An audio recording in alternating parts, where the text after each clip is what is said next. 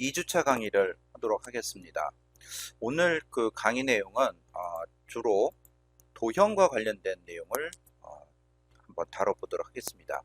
그래서 오늘 같이 해봐야 될 내용들이 슬라이드의 크기를 이제 변화시킬 수 있고요.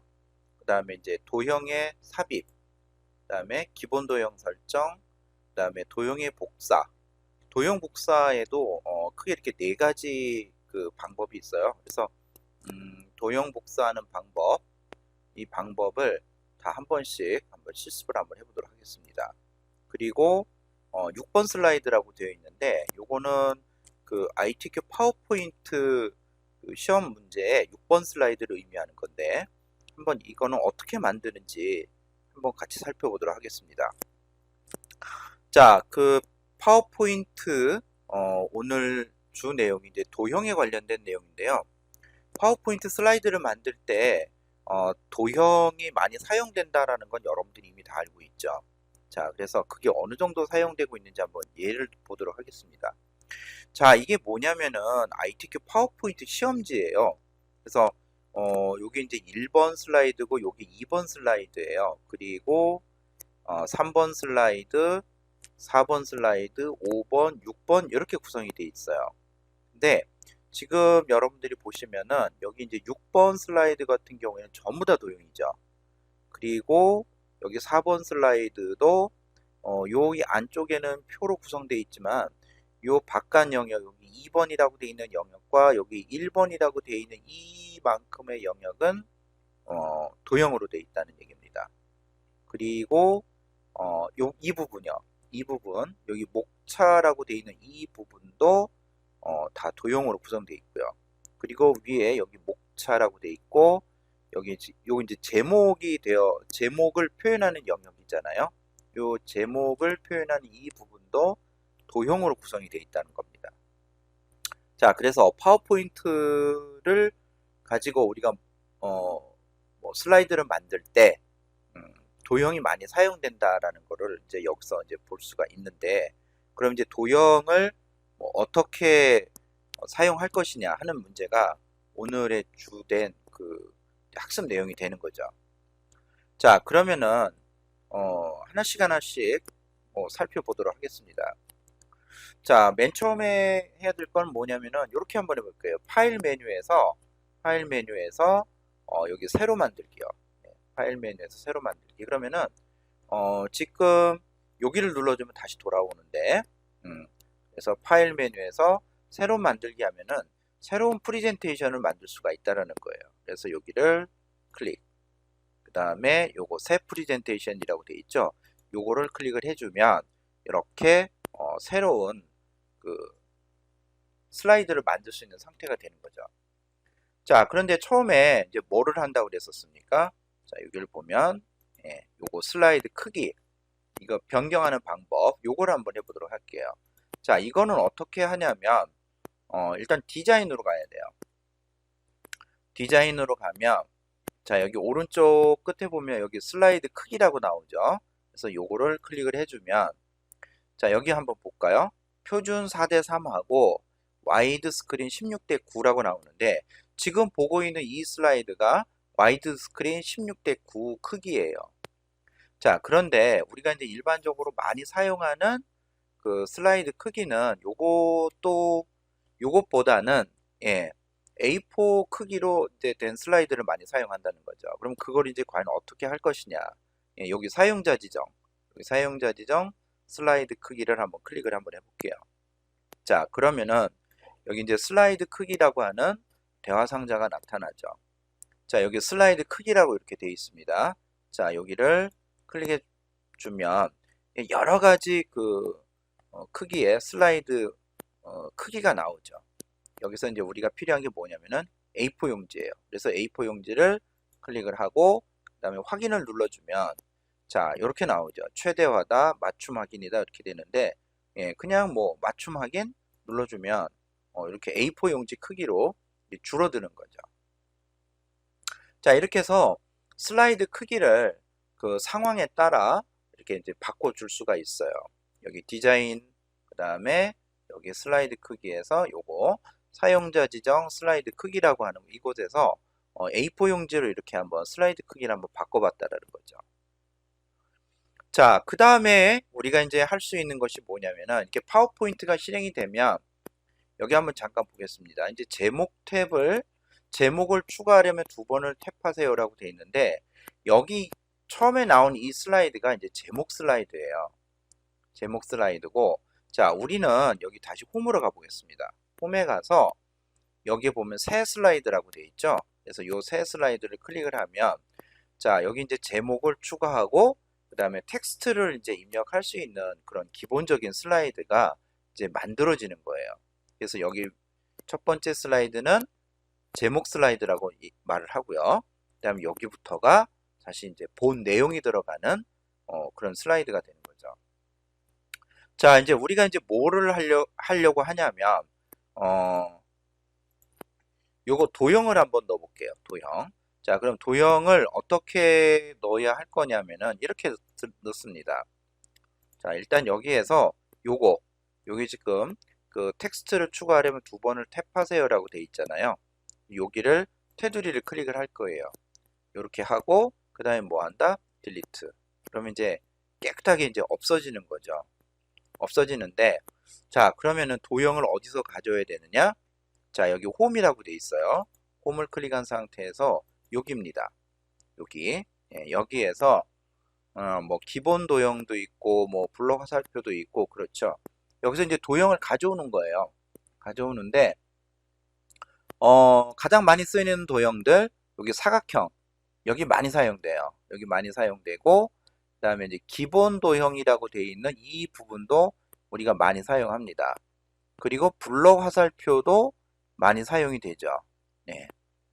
그리고 이제 ITQ 시험에서는 요 순서도라고 되어 있는 이 부분에서 많이 골탕을 먹이는 그런 도형들이 여기 많이 나온다는 거죠. 그 다음에 별 및 현수막에서도 몇 개, 요 아래쪽에 있는 요 도형에서 속삭이는 그 도형들이 좀 몇 개 나오고요. 그 다음에 설명서는 한 요 정도, 하나, 두 개, 세 개, 네 개 정도, 예, 그 정도 나옵니다. 실행단추 안 나오고 수식 도형 안 나옵니다. 그리고 요거 선도 꽤 심심치 않게 나와요. 예, 그래서 이런 도형들을 이제 얼마만큼 자유자재로 이제 다뤄주느냐가 여러분들이 이제 파워포인트 실력도 늘리고 혹시나 이 ITQ 자격 시험을 준비하겠다라고 한다면 이제 그 성공할 수 있는 열쇠가 되는 거죠. 자, 그러면은 한번 만들어 보도록 할게요. 그래서 어떤 거를 가져올 거냐, 여기 사각형에서 여기 도형 위에다가 마우스 포인터를 올려놓으면은 이렇게 이름이 나와요. 직사각형. 그 다음에 얘는 뭐라고 나오죠? 모서리가 둥근 직사각형. 얘는 뭐라고 나와요? 예, 한쪽 모서리가 잘린 사각형. 예, 이름이 나온다는 얘기예요. 지금 굉장히 작게 보이잖아요. 여러분들 지금 그 사용하는 컴퓨터가 뭐 전부 다 HD급 이상의 해상도를 갖고 있기 때문에 굉장히 뭐라고 할까요? 그 도형의 모양이 굉장히 작게 나온다는 거거든요. 자, 그러면은 이 도형을 어떻게 가져온다? 여기 사각형을 요걸 클릭한 상태에서 자, 이렇게 드래그 해주면 뭐 도형이 이렇게 만들어지죠. 예, 이건 이제 다 알고 있을 거예요. 알고 있는데 여기다 하나 좀 몇 가지 좀 더 얘기를 한다면은 요런 거요. 여기 노란색 포인터가 있는데 얘를 오른쪽으로 한번 이렇게 당겨 볼게요. 그 다음에 얘도 이렇게 하면은 크기를 늘리고 줄이고 할 수 있는 거죠. 그 다음에 대각선을 이렇게도 할 수 있는 거고요. 자, 그 다음에 요거 노란색 조절점 있죠? 얘를 이렇게 하니까 어떻게 돼요?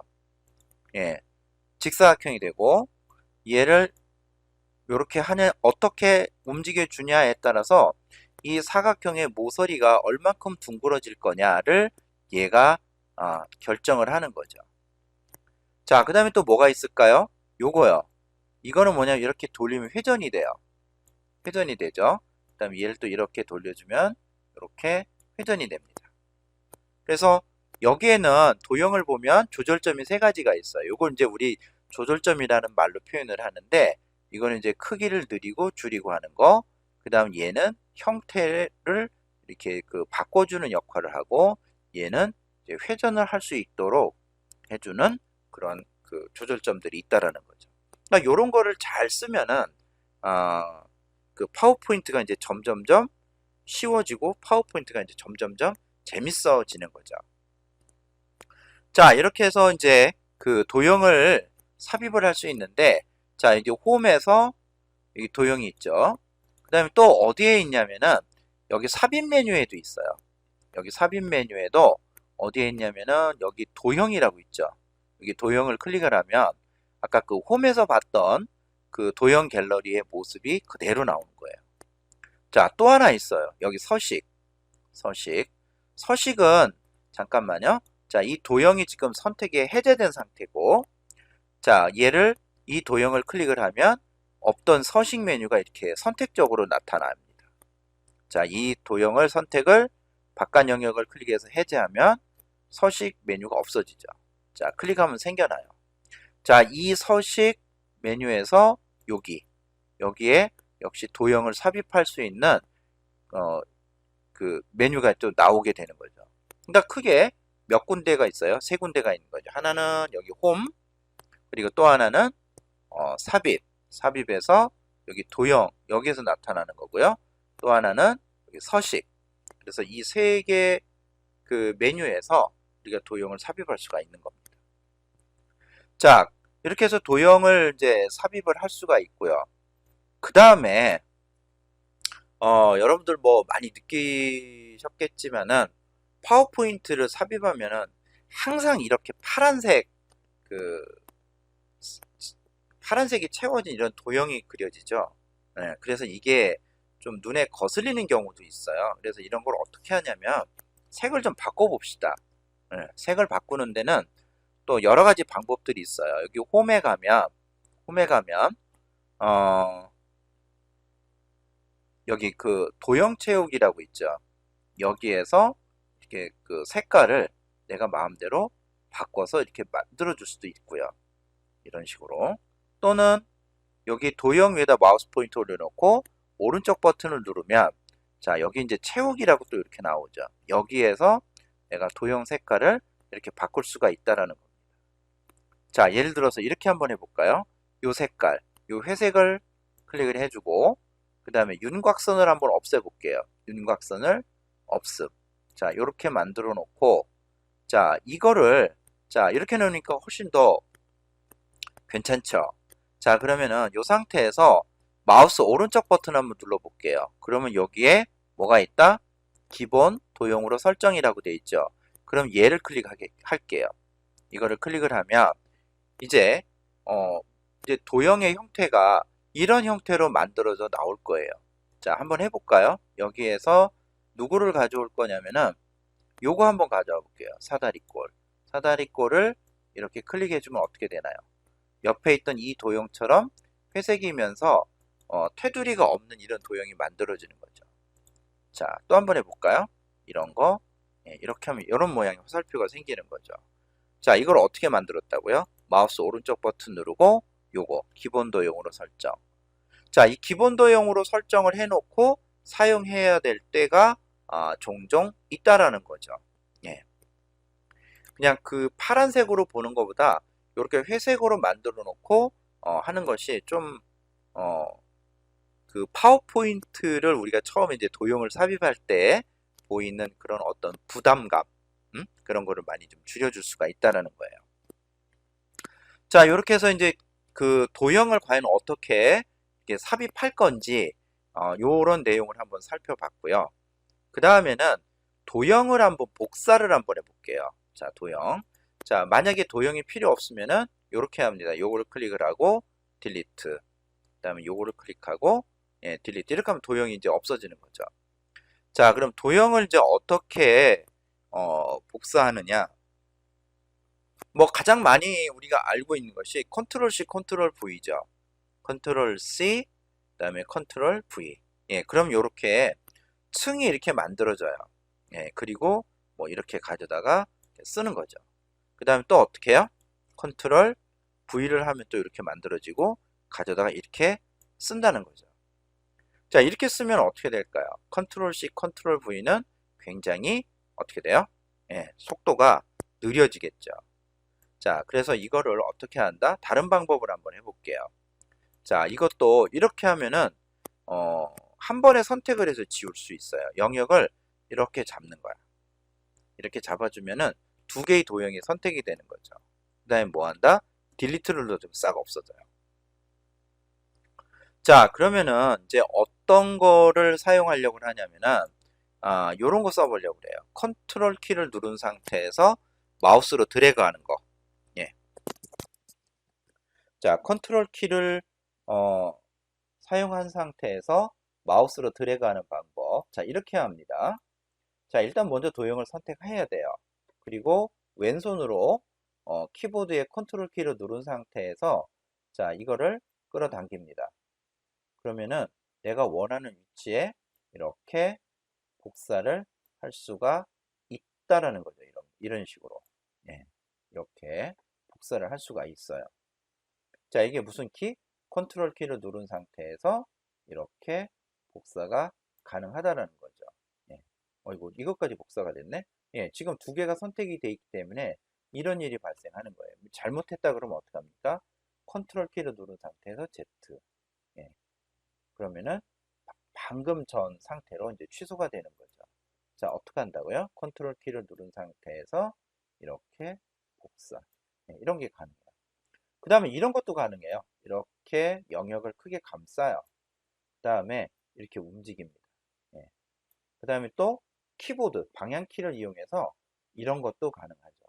그래서 좀 그 도형을 정교하게 이동할 때라고 한다면은 방향키로 이렇게 꼼지락꼼지락 하면서 이제 방향키를 사용하는 경우가 꽤 있어요. 그렇지 않고 좀 듬성듬성 움직인다고 한다면은 이렇게 이제 마우스를 이용해서 이렇게 움직이면은 굉장히 편하겠죠.